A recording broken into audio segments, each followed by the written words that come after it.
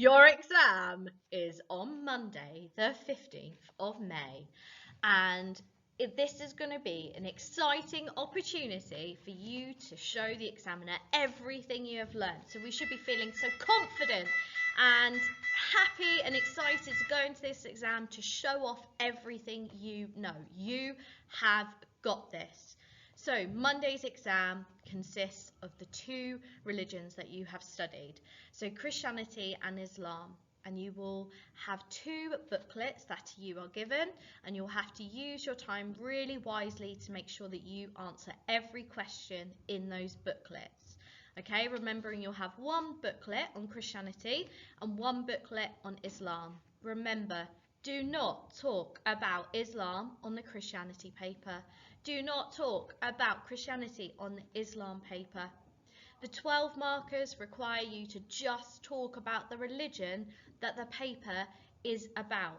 So when you're in the exam, look at the paper and make sure that you really are clear on what the questions are referring to, because some questions can be worded really open in the 12 markers. It could say something like, Allah is omnipotent, or God is omnipotent. Evaluate the statement. Now that could mean that you think about Christian ideas, but actually that question could be on the Islam paper. And it requires you to only talk about Islamic beliefs about God being omnipotent, and don't talk about what Christians think. So just be really careful that you know which paper that you're writing on, so that you know which religion you are referring to. So I thought it would be really helpful to provide you with some basic things that you can look at just before the exam. So you have a document on the screen which shows you some of the Christian things that you can be embedding into your memory. So some of the key things that might come up are considering like Jesus's incarnation. So the idea that Jesus was God and that he became a human being to fulfill the scriptures, to show humanity how to behave, and also to show how powerful God was. So that's Jesus's incarnation, God's incarnation. Okay. There's also some other ideas on the screen that you can see in the different boxes, like some basic Bible quotes which you could refer to different topics. For example, I will come to judge the living and the dead is a really good quote to remember for heaven, hell, judgment day, judgment, God being a judge. So any of those topics you could use that quotation for. You could also use it for God's incarnation, because you could say when Jesus said, I will come to judge the living and the dead, he was proving that he was God, because God is the person who can judge, not just an average human being. You also have some really key ideas where we struggled in the mock exam. For example, the topic of working for reconciliation was an area that some of you struggled on. Reconciliation is just the repairing of the relationship between people, okay? So when it says about a Christian working for reconciliation, this is referring to Christians working to create peace. So an example of someone who did that was Martin Luther King. He saw conflict between black and white in American society, and he tried to resolve it. He resolved it through his various speeches and standing up for human rights. But he worked for reconciliation because he then repaired the relationship between black and white and changed many of the laws which were discriminative. See, working for reconciliation is different from the sacrament of reconciliation. See, the sacrament reconciliation, actually you don't need to know for your exam. You only need to know two sacraments, and they are baptism and Holy Communion or Eucharist. We went through that in class though, didn't we? We kind of looked at the different types of Holy Communion. Do you remember? I gave out some of the wafer bread for you to try. See, Catholics believe in something called transubstantiation, that the bread and the wine, at the point where it's held up and the bell is rung, that then it changes into the body and blood of Jesus. But Protestants don't believe that. They believe the Spirit of God goes into the bread and wine. It doesn't literally change, and this is called consubstantiation.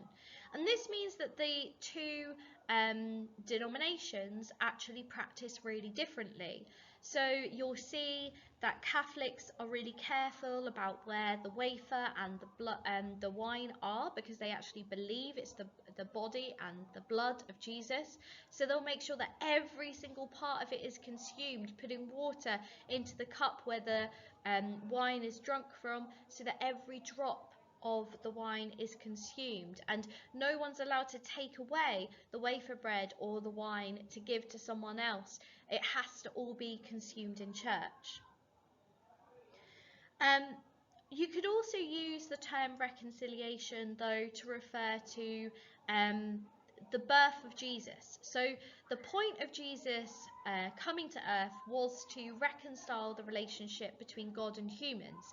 See, this separated because of the concept of original sin. So Adam and Eve disobeyed God in the Garden of Eden, and this caused a divide between humans and God. So Jesus reconciled, repaired the relationship between God and humans through belief in him. So when someone believes that Jesus was God, it then repairs the relationship between the two. It's also important that you recap and revise looking at the different types of worship, including non-liturgical and liturgical. So liturgical is referring to really structured services, for example, having set prayers like the Lord's Prayer or the Apostles' Creed, whereas non-liturgical worship is having like a lack of structure, so there might be more freedom to either change the service as it's going or to have different types of services each week. An important charity that you could refer to in your exam is Christian Aid, remembering that Christians believe that all life is sacred, that everyone should be treated the same and equally, and that everyone should be treated with love and respect. They also believe that it's really important to support people who are in need, because this will not only reward them when they get to heaven, but it also follows the example of Jesus. Remember that parable that Jesus said about the sheep and the goats? Jesus said, I want you to be like the sheep. I want you to follow me, and I want you to help those people in need. See, the sheep were the people that helped those who were hungry. I was hungry and you gave me something to eat. And they clothed people. I was naked and you gave me some clothes. Whereas those goats, they didn't help the people in need, and instead they didn't help people in need, and therefore they went to hell. The sheep end up going to heaven. The last thing I want to touch upon is the term persecution. Some of us struggle with this term. Persecution refers to the ill treatment or discrimination of individuals, and this can happen for different reasons. See, religious persecution refers to when someone is treated badly because of their religious beliefs. And this happens today for many Christians. So it's really important that you have some ways in which you think that Christians would respond to persecution. For example, if they see that Christians are being persecuted, they might stand up for their human rights. They might fight against it. They might support campaigns by Amnesty International, that non-governmental organisation which support the human rights of people across the globe. And they create campaigns to ensure that people have access to their human rights. So I've touched upon some key things that I felt were areas that we struggled when we were in the mock exam, and hopefully if you recap some of these key ideas which are on the table in front of you, that this will help and support you for the exam. So the second section is going to be on Islam. So let's just go over some key things that you need to make sure that you know. So first of all, you need to understand that the 6 articles and the 5 roots refer to the beliefs held by Muslims. You've got the 6 articles of faith are going to be the beliefs held by Sunnis, and the 5 roots are the 5 beliefs held by Shias. See, then you also have the practices, and the practices are actions in which a Sunni and Shia would take. So the 5 pillars are actions that a Sunni Muslim would complete, whereas the 10 obligatory acts are for Shias, what the actions a Shia would complete. Now it's really important that you know at least 2 of the differences between the 5 pillars and the 10 obligatory acts, and that you are aware of the differences in beliefs. See, Shias believe in the imamate, which is the succession of the imams after Prophet Muhammad. There's 12 of them, whereas Sunnis don't agree with this. They don't believe in imams. Instead, they believe that when Muhammad died, that Abu Bakr was the caliph, and that caliph was the person who then led the Islamic community in Mecca and Medina. So some of the key things that I picked up in your mock exams that I thought I would go over just to make sure that we're feeling confident is looking at predestination. So making sure that you are aware of the differences between Sunni and Shia and their ideas about predestination. Predestination generally is this idea that God knows everything before it happens, and therefore there is this question of whether God causes the things to happen or whether he allows us to have freedom to choose the actions, and the question, to what extent is our life predestined? It's also important for you to be aware of the idea of the Day of Judgment and what happens in the process when a person dies. So for Muslims, when a person dies, they die and their body is always buried. It's never cremated because Muslims believe that then that doesn't support like a bodily resurrection. So they are buried, and then the bodies will rise on the Day of Judgment, and the angel Israfil is the person who blows a trumpet to then announce that it's the Day of Judgment.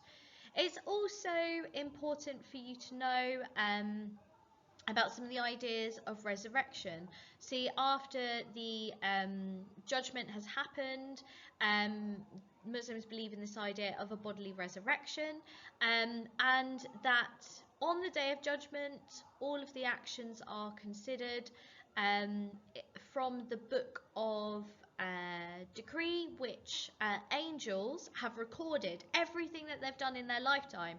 Remembering that quote, the 2 recording angels on the left and on the right. They record all of the actions that a Muslim has done in their life, and then God makes a judgment based upon those actions. Also make sure that you know about the different prophets and why they're important. Ibrahim is a really important prophet because he was a person who reiterated the idea of monotheism and Tawheed, the oneness of God. And even was the individual who built the Kaaba with his son Ishmael in Mecca, so that first house of worship. So really important prophet. Also make sure that you know the differences between some festivals. So Eid al-Fitr versus Eid al-Adha. So Eid al-Fitr being the festival which is after the month of Ramadan, whereas Eid al-Adha is the festival which is at the end of Hajj, where an animal is sacrificed. Another area of weakness that I thought was maybe knowing some of the terminology when referring to Salah. So making sure that you know that rakas refer to the sequence of actions and recitations that a Muslim does when they are praying, and that their prayer is broken down into a series of rakas. And make sure that you are aware that on a Friday the Jummah prayer happens, where men are expected, it's obligatory for them to attend prayer in the mosque, whereas women don't have to because they have a different role. So Muslims see that Friday is like their holy day, because it's the day where they stop and they go to mosque and pray. And Jummah prayer is different because it has a sermon attached to the prayer. So this gives some direct teaching, which an imam, different from the imamate. So an imam today is a person who leads mosque. An imam would give a sermon to kind of tell Muslims how they should be behaving. So just remembering that an imam from in the time of Muhammad, when he passed away, is a different type of imam that they have today in mosques. Okay, so Shia Muslims believe that there were 12 imams, including Ali, after Muhammad died, and they were the leaders who continued the Muslim faith. You have got this, okay? Make sure that you know each of these boxes off by heart, ready for that exam tomorrow. Good luck. I'll be thinking of you and I'll be around in the morning, so come and ask me any questions.